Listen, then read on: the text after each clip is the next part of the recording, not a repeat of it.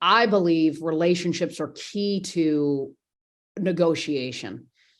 And if we're going to negotiate with people and do it again and again and again, potentially, we have to be honest in the way in which we approach it. And so I would say when you're going below that line, that is obviously not right. You're operating outside of the integrity that we all, I believe is a requirement, no question. So, and it doesn't mean that, for me as an agent, I negotiated with general managers, manufacturer reps, but I had to go back and negotiate them again with another guy, with another athlete, with another player. So for me, it was always incredibly important to be honest.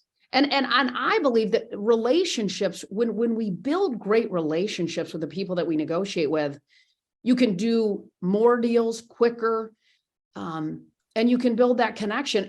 How do you know how it's too far? I mean, I think you've got to pay a lot of attention to what matters to the people on the other side. I think one of the biggest mistakes people make when they negotiate is they spend so much energy focused on what they want and not nearly the amount of energy on the problem that you're solving for them and what they need. Whenever I was getting ready to negotiate a deal with a team, I always wanted to get in their world. Where are they at, with their salary cap, or where who's on the free agent market that might be interesting to them?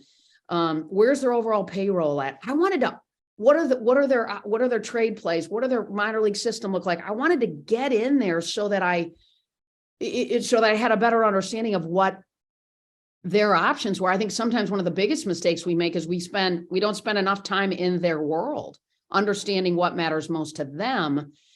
And that all drives the connection. It builds the relationship, which is an imperative inside of these kinds of conversations, which is what negotiation is, by the way, right? Like, I think people overthink it. It's a conversation built on a relationship in a perfect world where one party is solving another problem for another. And if we can dial it down to that, I think it helps us stay centered and, candidly, at some level, less intimidated by the process.